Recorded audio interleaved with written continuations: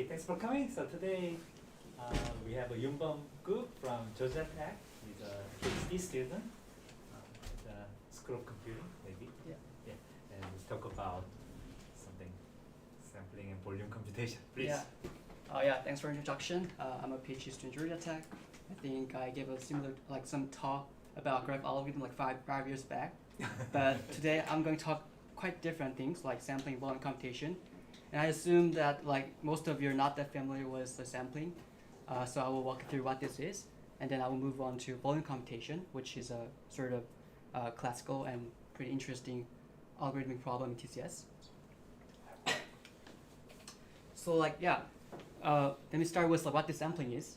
So sampling idea is very simple. Your goal is just to draw sample from some target distribution phi, and then throughout this talk, I will assume that our target phi has a density proportional to e to the minus v, okay? And then your goal is just simply draw sample x from this distribution. And then there are several application of sampling. For example, you can use sampling as some computation primitive for tasks like Bayesian inference or differential privacy. And then also you can use the sampling ideas to compute estimates and expectation or integral. And also, surprisingly, it has also found applications in some real science like system biology. So when you say e to the minus v, v is some function, yeah. V is some function of x. Yeah, it's it is called potential function, and then you can always write in this form. Yeah. So perhaps the most straightforward instance is uniform sampling from polytop, and then the idea is the goal of this problem is to pick any point equally likely from this polytop, right? But when this problem is studied in TCS, this problem is studied in more general form. That is a uniform sampling from a convex body, given access to a membership oracle.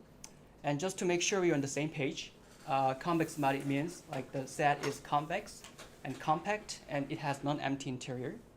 And then the membership oracle is simply some computation model for the membership testing.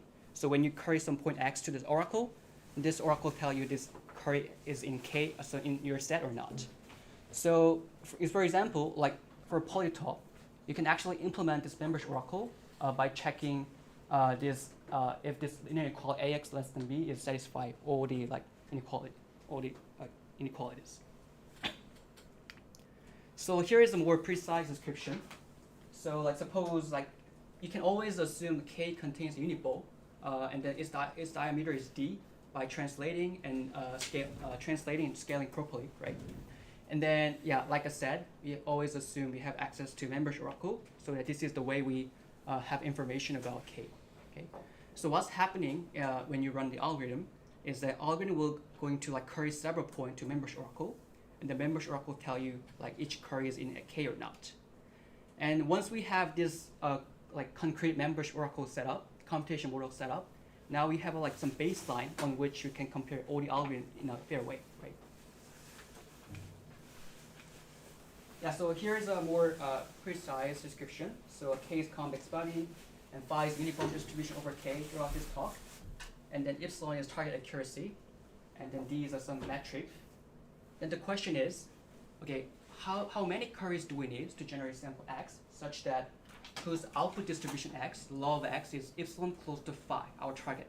And then here d, the metric can be anything you want. For example, TV distance, total variation distance, or KL divergence, or chi-square, whatever you want. Okay.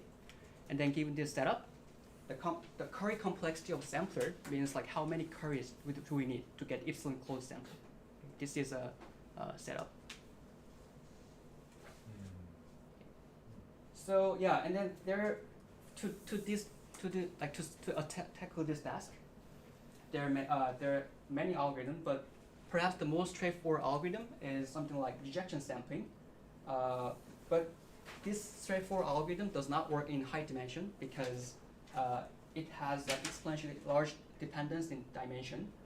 So what people really rely. So rejection sampling means you just pick random points. Yeah, you just pick a random proposal from some your preset proposed distribution until it satisfies some condition. I see. Yeah. And then, so what people really rely on in practice and in theory is some approximate algorithm called Markov chain Monte Carlo, which is called MCMC for short. And just to remind you like what this MCMC algorithm is, here is some language for MCMC. So phi 0 is the initial distribution. So this distribution is the starting point from which your Markov chain evolved from. Okay, and then phi is a target distribution that you want to sample from. And then each step of Markov chain is defined through something called like transition kernel, but it also called like one-step distribution. So in every iteration, suppose you're xi minus 1, then this transition kernel tell you like how you move across the domain space, right? And then then MCMC just keep repeating this process. And then what you hope is starting from phi 0, here phi 0 times p means that the distribution after taking the first step. And then phi 0 p squared is a distribution after taking 2 steps. Right? And then what you hope is that after taking many steps, say like n many steps, then ideally the n step distribution should be close enough to your target phi. Okay? And this is what we want to enforce. And then now let's come back to uniform sampling from convex-body. And then there have been many algorithms proposed, like bulwark or hit and run. And the bulwark is perhaps the most straightforward algorithm. And maybe I can draw like something a little bit forward. So like suppose you have like convex-body here. Okay. And then how bulwark works is the following. Suppose you're here inside, okay. And then you just draw a ball of radius delta. Here delta is the step size, which is typically set as like 1/√d, but yeah, forget about it. And then your next proposal, like z, is a draw uniformly from this unit ball, centered at xi minus 1 and of radius delta. And if your next point z happen to be outside a convex body, then you just stay here. So your current point is going to be xi. Right? But if your random point z happen to inside a convex body, then your next point is going to be this z. Okay. This is one step of the bulwark, and then bulwark should repeat this process long enough to ensure your final output is pretty close to uniform distribution. Okay, and then there's another algorithm called hit and run, which is running in a different way, but yeah, I would just skip this. Do you assume the initial condition? Yeah. So origin is. Yeah, right. So, for example, in our computation model, I assume that by translation, it contains unit ball always inside, center at the origin. So we can always start from like origin, for example. Yeah. So now let's talk about the guarantee of bulwark, proof of guarantee, and what's known about this bulwark algorithm. So like thanks to like Kannan, Lovász, Simonovits, some proper analysis, and plus in addition to some recent nice progress on the chaos conjecture, which I'll come back later on, the current complexity result of the bulwark look like that. So suppose phi 0 initial distribution is something called m infinity worm with respect to phi, which means that the pointwise ratio phi 0 divided by phi is bounded by m infinity. Okay, so you can think of this parameter m infinity as sort of like initial distance between your initial distribution and target distribution. So like the less, the closer to your target. Okay, and then given this worm distribution, the bulwark requires this many queries to get epsilon TV guarantee. Here lambda is the largest eigenvalue of covariance matrix phi. Here is TV refers to the total variation. Total variation distance guarantee. So yeah, in order to get epsilon close guarantee in TV distance, you need this many curves, both members curves. Okay, and the lambda is an operator largest eigenvalue of covariance matrix phi. So like if your convex body is very skewed. Suppose like your convex body is very skewed like that. Then like long in one direction and short in one direction, then lambda is gonna be pretty large, right? In such a case, the mixing or like the Curry complexity bulwark is terrible. But if your convex body is a pretty like well-rounded like that, close to like identity, then lambda is like 0.1, and in such a case, Boa can enjoy faster mixing. And then one thing to point out here is that the Boa-free complexity has a linear dependence on initial distance and infinity, right? But in practice, some easy initial distribution, like some, in this case, you can always pick some initial distribution like uniform distribution over a ball of radius 1, right? Such an easy distribution has a very large initial distance, like h to the d, many d. So people actually consider some relevant problem called worm star generation problem. And the goal of this problem is to generate good worm start. What I mean by good here is that initial like m infinity is like 0.1. Okay, I just want to mention this problem because yeah, you will see later on.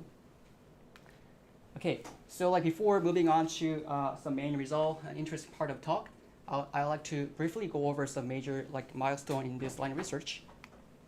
So I should start with some of the work of Dyer, Frieze, Kannan in 1989. So before their work, there was a known result saying that any deterministic Boolean computation algorithm of convex body is called Schottky-Hart. This means your problem is difficult. I mean, basically intractable. So, but through a proper, oops, sorry. Can I go back? So this is about computing the volume, but the computing the volume problem is equivalent to the sampling, or? Oh yeah. So here, so in order to compute the volume, Dyer, Frieze, Kannan introduced some proper randomization, because deterministic algorithm is going to be Schottky-Hart, intractable. So they introduced some proper randomization in the algorithm, and that randomization was achieved by uniform sampling. So like basically the Dyer, Frieze, Kannan approximate k by some fine grid, and then they run some sort of like random walk on a grid, like uniform sampling, and then approximate the volume of the convex body. And then this was proven to be like polynomial-time algorithm.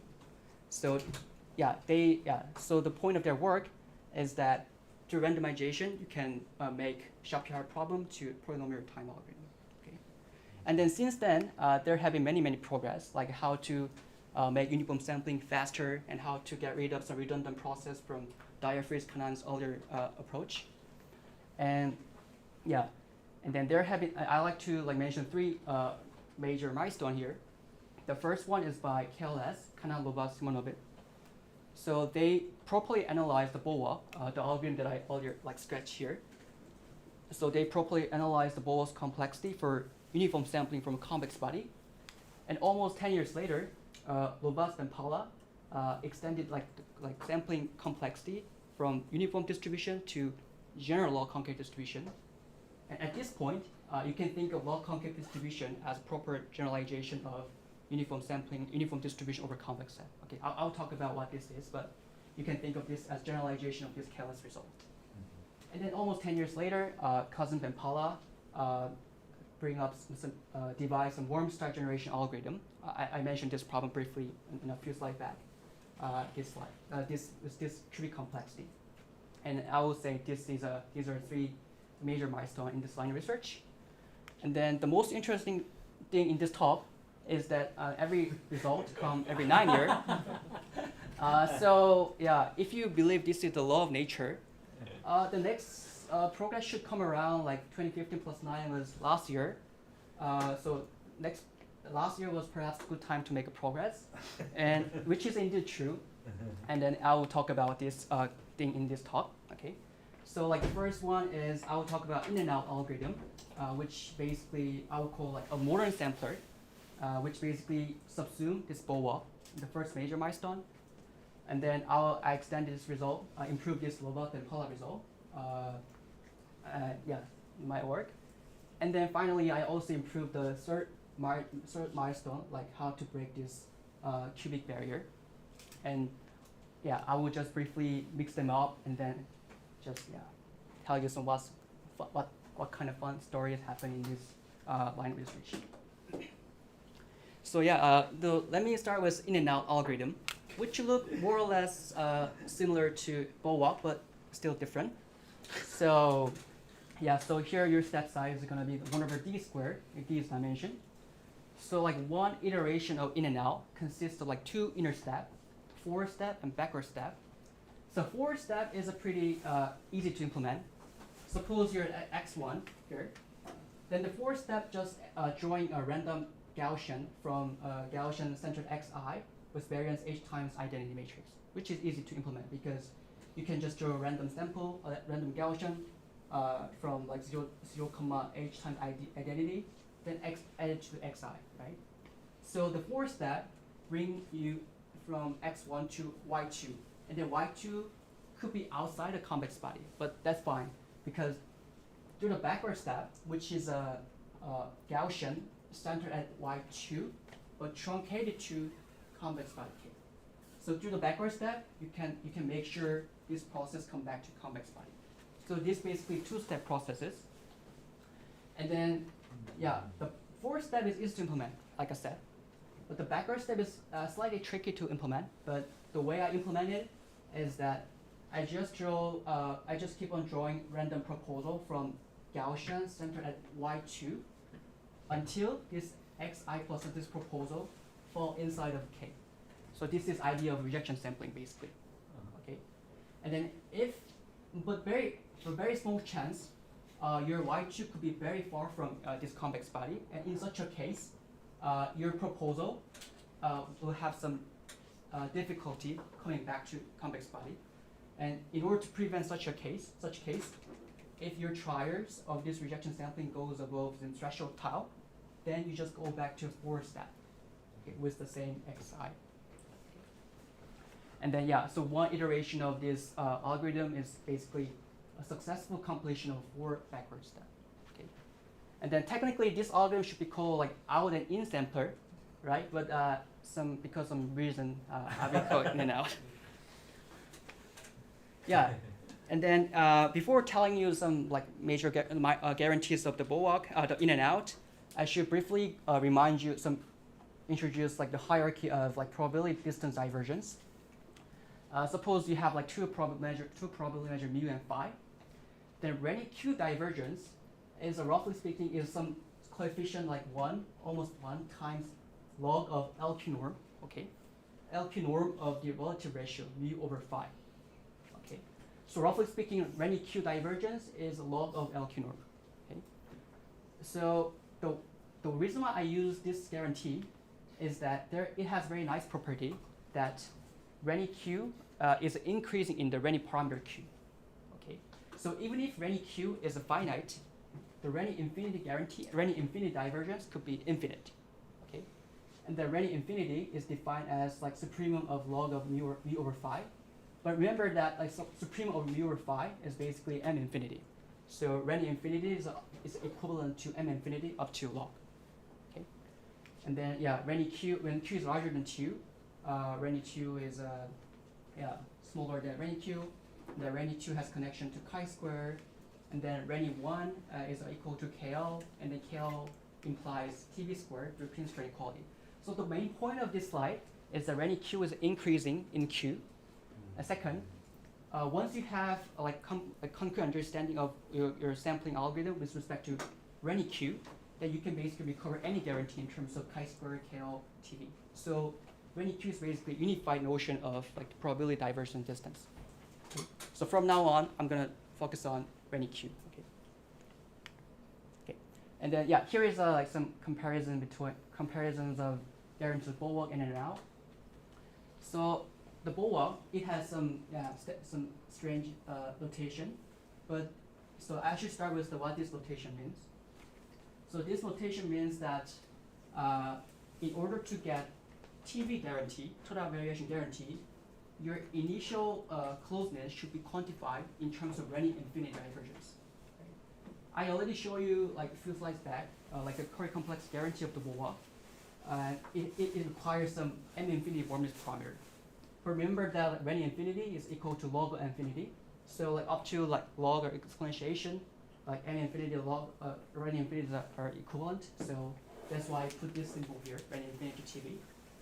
But it's somewhat strange because, as you remember from the previous slide, TV is at the bottom of the hierarchy and the random infinity is the top of the hierarchy. But it's strange because Bulwark's initial guarantee, initial starting point, is quantified in terms of random infinity, a very strong notion. But why does the final guarantee of the Bulwark looks very way weaker than random infinity TV? But in and out somehow sorted out this issue. So if your initial warmness is given in terms of random Q, then its final guarantee is also random Q. It now has balanced guarantee. And then as you see here, you can actually see that this in and out guarantee is a proper generalization of the Bulwark. Yeah, and then you might wonder what is so special about in and out, right? How this in and out can improve the Bulwark's guarantee. The secret behind in and out is that it turns out in and out's one iteration, which is one successful completion of forward and backward step, can be interpreted as the computation of two continuous processes. Right? For example, forward step, which is adding some random Gaussian to xi, can be thought of as simulating Brownian motion for time h. So more precisely, so forward step is basically xi plus random Gaussian, which is 0, h times identity, and then this is your forward step, right? But suppose let's consider some stochastic differential equation, which is basically Brownian motion, and then your initial distribution x0 is drawn from xi, right? So you can maybe I better use z here. Sorry. So when your initial point is xi, then your zh, like Brownian motion after time h, is going to be exactly yi plus 1 in distribution. Right? So the point is, the forward step can be interpreted as some continuous stochastic process. Right? And then it turns out the backward step also can be interpreted in a similar stochastic process. So the main takeaway is in and out's one iteration is basically can be interpreted as some continuous algorithm. Okay, and then in general in the analysis of the algorithms, if you have some continuous time interpolation, then many things analysis or some guarantee can be in general better, and then this is how I get some improvement over the Bulwark. So it's the fact that Bulwark only translates from infinity to the L1 guarantee. Is there a problem for Bulwark? Is there a counterexample? There is no counterexample, and then that Bulwark's guarantee was established 1997, by Lovász, KLS. But since then, there is no any improvement in the initial warmness or final guarantee. Still, it's possible. It might be still possible, but yeah, we have no ideas how to improve it. Yeah. So you may also interpret Bulwark as a continuous process, right? Maybe it could be possible, but I guess it would be very difficult to get some meaningful continuous time process. Yeah. Yeah. So let me talk about how I get this Curry complex result. I just want to give you high-level idea of how I get this result. So in and out Curry complexity is given by this, but this problem, Curry complexity analysis, can be decomposed in two sub-problems. The first one is the per step complexity. So remember that in the backward step, in order to sample from truncated Gaussian, you draw many proposals from this Gaussian until this fall inside a convex-body cave. And then remember our computation model is a membership oracle. So every time you check your proposal is in K or not, you actually need to need a one curry to your K. But ideally, this process should be terminated in using O1 many curries, right? And then what I'm going to show is that under some proper choice of step size, this can be done in like over many steps, and then the per step complexity is going to be this one. And the second part is the number of iteration until you are going to be like epsilon close to your target distribution. So yeah, so okay, in summary, this is the number of iteration required to be epsilon close to target, and then this is a per step iteration. So by multiplying these two, you can get the final per complexity result. Okay, so yeah, let me tell you like how to figure out the proper step size of the in and out. To get this idea, I need some concentration equality. So like suppose you already start from some your uniform distribution over convex body, your stationary distribution. So xi is chosen randomly from K, which is a green region here. And then the forward step, which is adding Gaussian to xi, will bring you xi to y plus 1. And when you start from phi, yi plus 1 will be distributed as phi convolution of gamma h. This is just like probability 101 result, not something special. And then what I want to figure out is that how far should you go, which is delta, from K? How far should you go from K to recover most of the measure of the four-step distribution? So I want to know that. So I want to ensure the right-hand side of this inequality is 0.99, for example, right? So like to make sure the right-hand side become like 0.99, delta should be roughly 1 over d, right? And then when delta square, is going to be 1 over d squared, and h should be some 1 over d squared up to some constant, right? And by picking proper multiplicative constant, you can ensure this is going to be minus 100, and then the right hand side going to be like 0.99.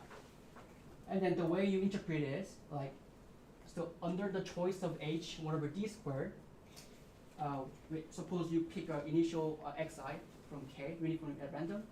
Then after taking a forward step, the yi plus 1 will be found within this yellow region plus green region with probability 0.99.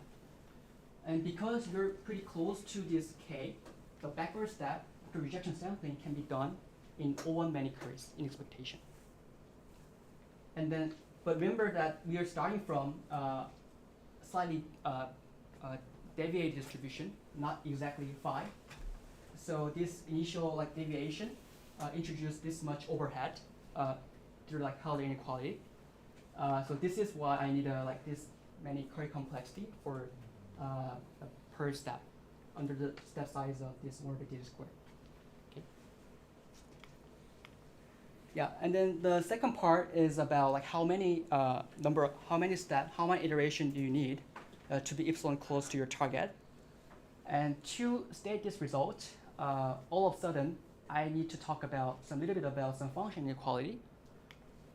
So the first one is a Poincare inequality, which is some function inequality imposed on some target phi. And then the CPI of phi is called Poincare constant. And then this is defined as the smallest possible constant that satisfies this inequality for any test function, like for example, log polynomial function. And then log sublate inequality is about entropy, while Poincare is about variance of function, like variance of your distribution. And then this topic, like function inequality, is a pretty very well studied and classical topic in like function analysis and semi-group theory or so. And then there was a like known result by Chen or Klatok or Lich that under the simultaneous heat flow, like Gaussian, like Brownian motion, your distance actually decreasing along the like Gaussian, like Brownian motion. And then this speed of contraction actually has dependence on this Poincare constant of your initial reference measure do. Okay. And even though this result looked pretty fancy, well, it turns out this can be viewed as sort of plain calculus on a measure space. Okay. So like suppose like I just denote ut as a view convolution gamma t, and then the way you get the result is just take the like time derivative of this functional when you q divergence between ut and ut, and then I use the some like heat equation. This is already known result from like high dimensional probability theory, and then I just like compute properly, and then there is a room for like Poincare works overlap to like kick in, and then you get some differential inequality, and then solve it, and then you get this result. Okay. And then why I mentioned this like function inequality and this like contraction along like heat flow, because it has very nice connection to in and out algorithm. Okay. So phi I here is the law of xi, my i's distribution. So remember, for step, just add like a random Gaussian to your xi. So like phi I convolution gamma h is going to be the law of yi plus 1. And then so like the fourth step can be basically can be like interpreted as like simultaneous heat flow. And the backward step also can be it does not increase the like distance between like phi I convolution gamma h and phi convolution gamma h. So by composing these two inequality properly, you can indeed see that like every iteration in and out decrease the distance toward phi. And then this distance is quantified in terms of Poincare constant. And then by doing simple algebra, after iterating in and out this many steps, you can make sure xn, the law of xn, will be close. It will be epsilon close to phi in Renyi Q divergence. Okay, and then then from the previous slide, I show you we should take h as 1 over d squared. So that's why I have d squared here. And then what is the Poincare constant of phi? And then this is where the Kannan, Lovász, Simonovits, the chaos conjecture comes in.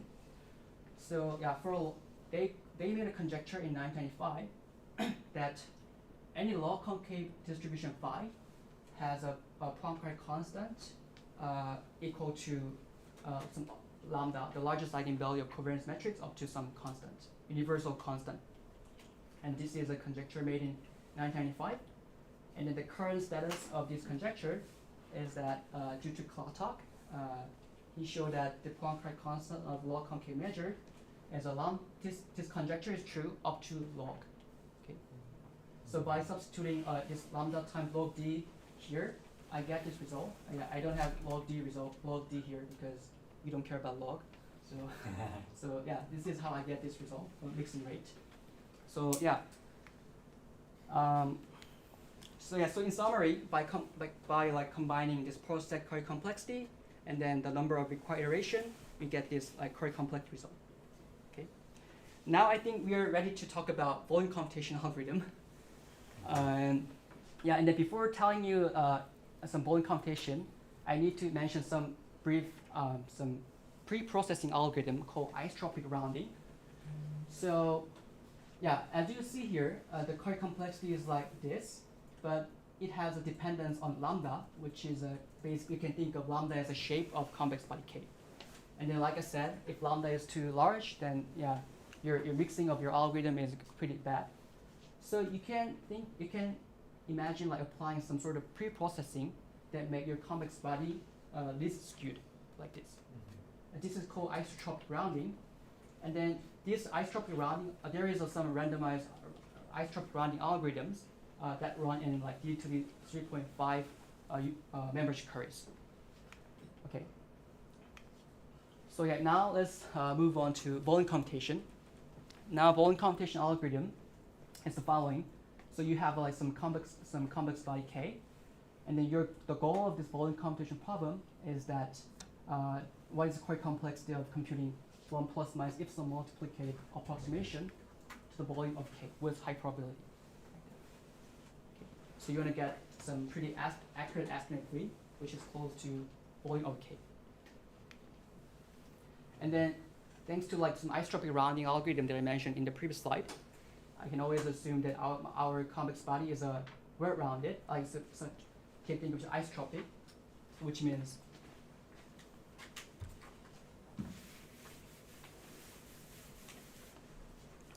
like isotropic means your like covariance matrix is an identity. Okay, so in such a case, lambda, which is largest eigenvalue covariance, is simply 1. Okay. So and then when your convex body is well-rounded or like isotropic, then Cousins and Vempala developed some randomized Boolean computation algorithm that use like d cubic over epsilon square many carries. So like from scratch, when you are given some general convex body, using the isotropic rounding and then running this Boolean computation algorithm, this is current complexity of Boolean computation algorithm. So as you see here, currently this isotropic rounding is a main bottleneck of improving this general Boolean computation. And then I will talk about how you can design such a polynomial-time polynomial-time algorithm of this Boolean computation algorithm. Yeah. So let me start with some simple idea. So like here, the goal of your task is to estimate the area of the circle in 2D. Right? And then there is some algorithm called like Monte Carlo simulation, whatever, which is just draw a random sample from this box, 2x2 box, and then you just like estimate the number of points lying inside the ball divided by number of hole points, and then up to some scaling, this estimate will give you some estimate of this ball in 2D dimension. Right? But this idea does not work in high dimension. So because let's see this example. So suppose you want to do something similar in D dimension. D is very large in our setup. And then, yeah, straightforward algorithm is to just draw a random sample from hypercube of side length 2, which like enclose this ball, right? And then when you do this task, the chance of this like the chance of your point falling inside the ball is basically the volume of D dimensional ball of radius 1 divided by volume of hypercube. And when you do some, and by doing some math, you can check out this chance of finding this point inside the ball. It's going to be this. And then as D goes to infinity, this goes to 0. Right? And then this means that in order to get accurate enough estimate, you're going to need exponentially many points. Right? So this is not a good idea in high dimension. So how this like Dyer, Frieze, Kannan, and all the follow-up work have handled this issue is through annealing. Right? So yeah, in this annealing idea, they basically follow some sequence function fi, and then suppose like suppose you consider some probability distribution ui, which is proportional to fi, and then the idea is you just go from mu1 to target in a gradual manner. Okay. In this annealing framework, this previous algorithm, like just sampling from hypercube and goes to estimate the volume of the ball, is basically you can think of that as like going from mu1 to abrupt way. But in this annealing approach, you just gently like interplay between mu0, mu1 initial starting point, and your target distribution, and then it goes like slowly from mu1 to And then of course you wanna design this sequence in a good way. So like for example, you may want that your f1 is easy to integrate. For example, like Gaussian over unit ball. And then Fn should be some target distribution, which is an indicator function of a convex body, so that integral of Fn is going to be volume of k, which is what you want. And also, when you move from u1 to un, you're going to use some sampling algorithms to move across u1 through um. But in order to make sure it goes from ui to ui plus 1 in an efficient way, you want to make sure ui is already close to ui plus 1. So that your sampling can be done in polynomial time. Okay, so here is a more some visual illustration, and then our choice of annealing distribution and annealing function is a truncate Gaussian function. Okay. So at the beginning, sigma I squared is going to be very small, like 1 over d, for example. But along the way, you like slowly increase sigma I squared, so that like any consecutive like distribution are very similar to each other. And also, in order to move from mu1 to phi, we should be able to sample from such a truncated Gaussian distribution, right? And we can actually adapt. It turns out we can actually adapt in and out algorithm, which is only so far. I have mentioned in and out only for uniform sampling, but this can be generalized to truncated Gaussian distribution as well. And then and then here is some guarantee of in and out for truncated Gaussian sampling. So like for a complex body K and target accuracy epsilon, and step size still same as 1 over d squared.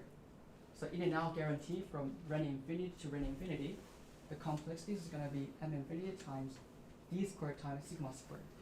So previously, this sigma squared was lambda, but there was some general result saying that lambda is bounded by sigma squared. Here sigma squared is the variance of the truncated Gaussian term. Okay.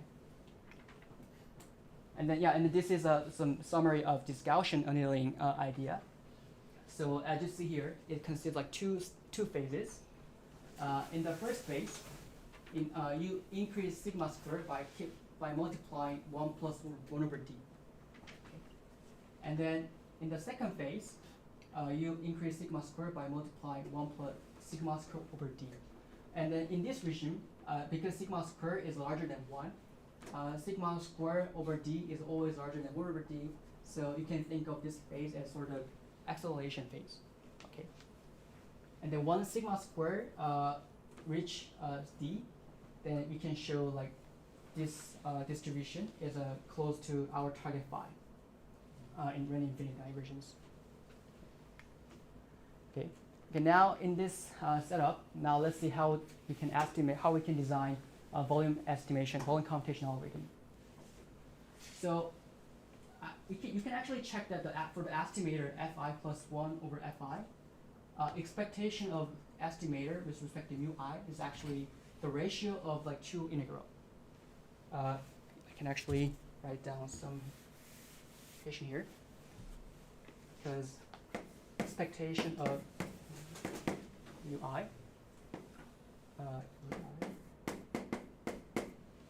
so EI is basically fi plus 1 fi, and remember mu I is a proportional to the fi, but this is probability measure, so you should normalize it, right?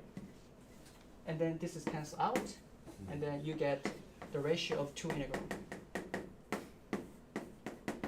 Right.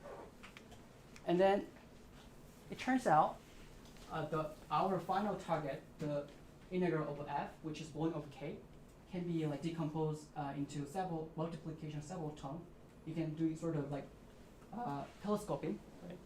So because this is the ratio of integral f2 over integral f1, so integral f1 is cancelled out, and the integral f2 cancel out, and then you're left with the final integral. Okay. So you basically decompose like this integral problem into several like ratio estimation problem. And then the idea is, because this gives our desired target value. So our idea is to use this estimate to estimate the volume of K. Okay. But remember that, like, suppose like when you want to estimate the average of student height in your class, instead of just picking one random student, you may want to take like many students and take an average, right, in order to reduce the variance of your estimate. So instead of like just using one thread, you can use like any parallel thread at the same moment, right? And then you just get a many sample, which is 1 over epsilon square many samples, which is distributed as mu I, and then take the sample mean to reduce the variance of your estimate. Okay. Yeah, and then this is like some summary of this Boolean computation algorithm. So so there are like n many independent threads, and then for each thread I, for each phase I, you draw n many samples and estimate the sample mean, and then once you compute the E1 through EM, then your algorithm should just return integral f1 times multiplication of E1 through EM.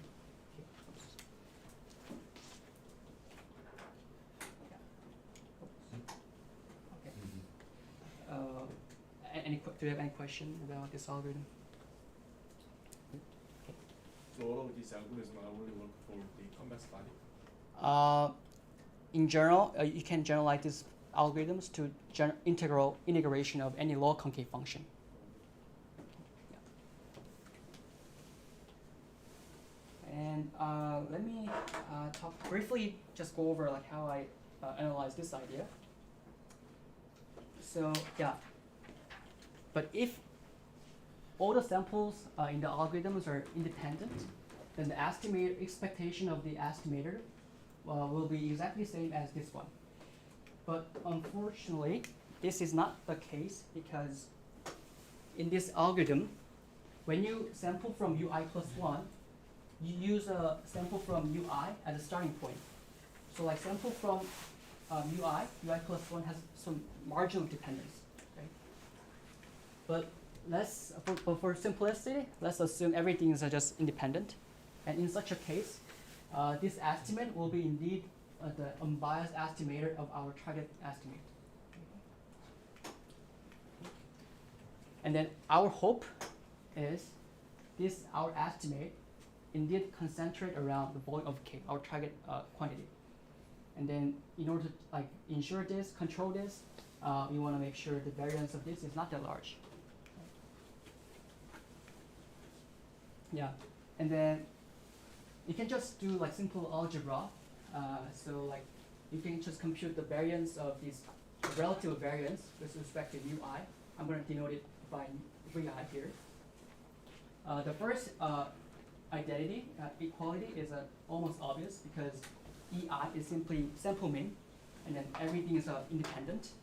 So you have simply replace ei by si, and then you have a multiplicative factor over n.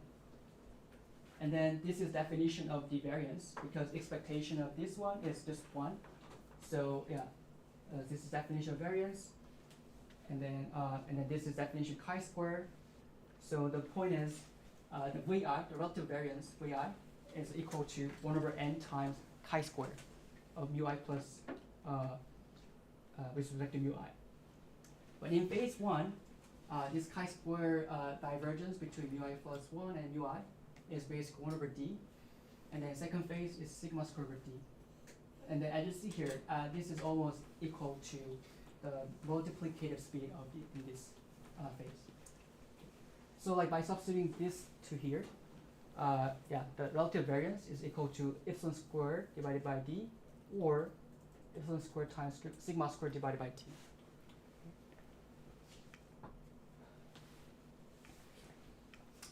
Yeah, so since the variance of the ei is equal to vi times square of expectation ei, and then the definition of variance is can be divided as the second moment of second moment times the square of expectation.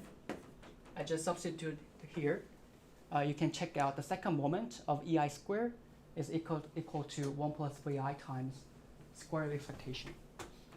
Okay, and then now you can just write down the definition of variance, which is expectation of second moment minus square of expectation. Okay, and then you just replace each second moment by this term. Then you will be left with some multiplication of 1 plus vi minus 1 times square of expectation.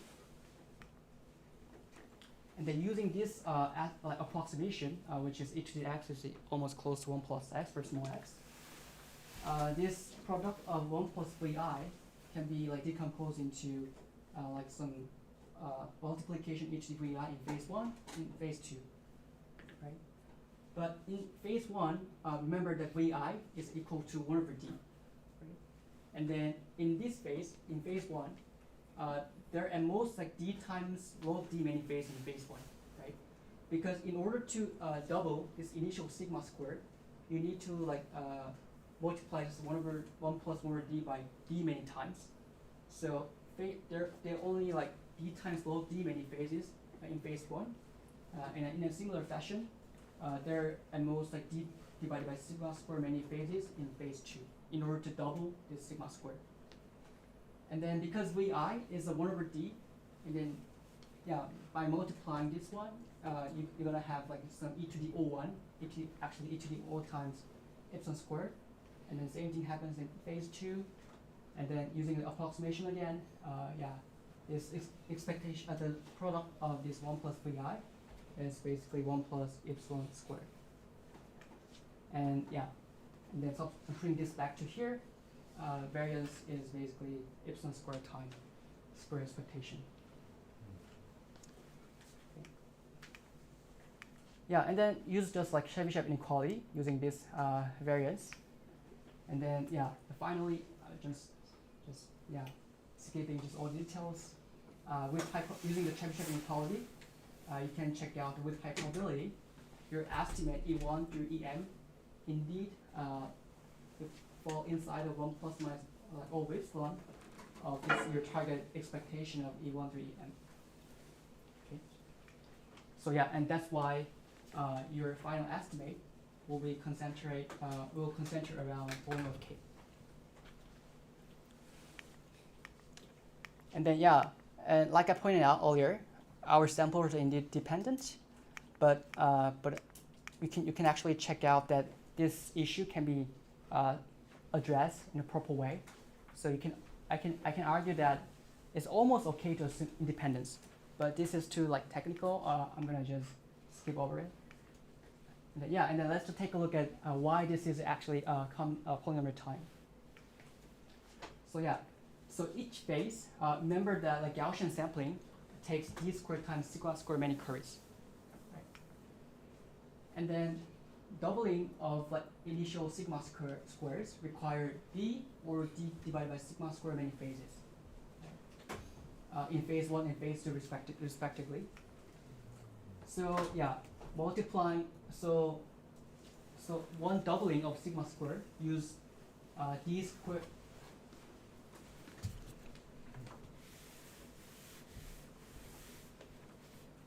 So each phase d squared sigma squared, and in phase 1 the doubling of phase 1 require d. So the complexity of doubling is a d cubic times d sigma squared in phase 1.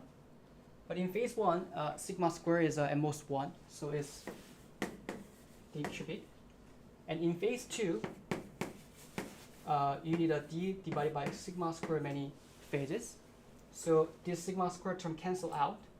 So the doubling of initial sigma squared in phase 2 is also d cubic. Okay. And then since we increase sigma squared from 1 over d to d, and then so there are at most like log of like roughly d squared doubling. Most. So in total, like d cubic times log of d many curries are needed. So and then because we have like epsilon 1 over epsilon squared many thread in parallel, so by multiplying everything together, you need a d cubic divided by epsilon squared many curries in total for isotropic convex body. And then let me finish like how to extend it to log-concave distribution. So like log-concave distribution is when your distribution is e to the minus v for a convex function v. Okay. So when you take a log to e to the minus v, then you're left with minus v. And the minus v is concave when v is convex function, and this is why we call it log-concave distribution. And then just as we work with the members oracle for a convex body sampling problem, a proper generalization of members oracle to this setup is evaluation oracle. So in this setup, when you create x to evaluation oracle, this oracle tells you the value of v at x. Okay. And then and this is an interesting setup.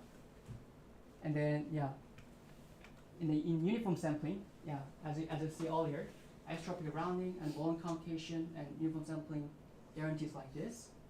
And then it turns out you can extend this result to log-concave setup up to some additive curve. You can see one here. And and as compared to like previous work by Lovász and Vempala, this is indeed an improvement over their work, because isotropic rounding can be improved from d to the 4 to d to the 3.5, and the integration is also improved from d to the 4 to d to the 3. And I guess this is the end of my talk, and thanks for your attention.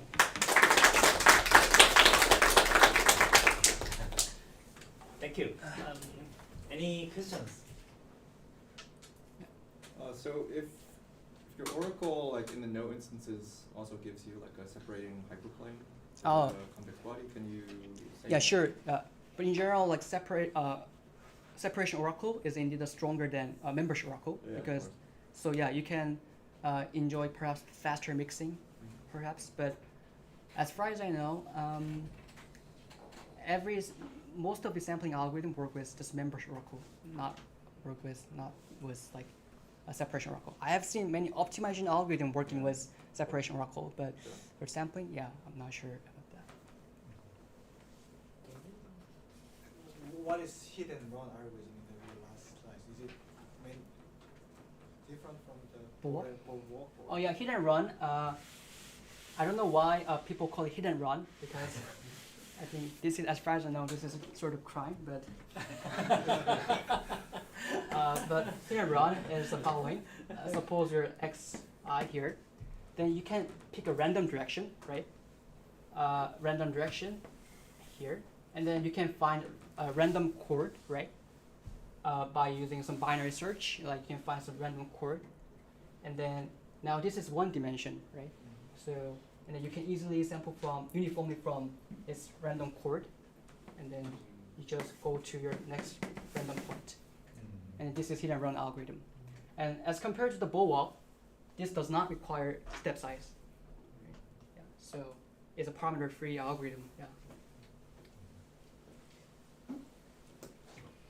This might be a silly question. So my first feeling that once I see the Bow-walk and also the annealing steps, it looks like somewhat related to the algorithmic theory in math. So is it related to the? You mean simulate annealing? Yeah, Algorithmicity? Because all of your works for the uniform sampling is the finding of some fast mixing things. So I mean the algorithmicity is exactly what we did. Once we have an algorithmicity, then this bezel preserving function usually makes everything very fast, mixing fastly.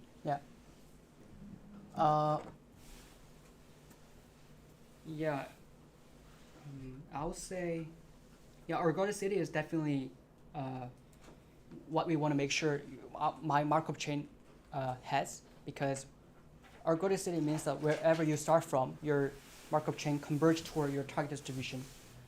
And but I don't honestly have no idea like how annealing and organicity are related. Thanks. I have a question. So for instance, if I apply this algorithm for perfect matching polyton of some graph, can I use it to sample? I mean, like for instance, can I use it to count number of perfect matchings or number of or number of lattice points inside the convex body? Now I think that becomes sort of discrete sampling, right? You just draw like some discrete object from domain space. Right. And then I think counting problem, and I think maybe Eric Vigoda, maybe Will Perkins came here to give a talk. I think those like sampling and counting are equivalent. So I think there is some algorithm uniform sampling from like matching. Yeah, but I was wondering whether you could give but, some corollaries for this discrete setting. Discrete setting. It's just like volume versus number of vertices. Yeah, or number of points, number of integer points inside some complex body. Things Oh. like that. Yeah, I think that sounds interesting, but I have no idea about that. But maybe oracle is quite different, right? Yeah, but for But perfect like matching the polynomial, you matching already have you can always description. like, I mean, there you can implement the oracle by yourself. It's because like polynomial you can understand, then you can separate it, you can test whether like given point is in the matching polynomial or not. That can be done in P. Mhm. So it's literally like just asking how to. It's one question like sampling the estimating volume, the other question like estimating the number of vertices.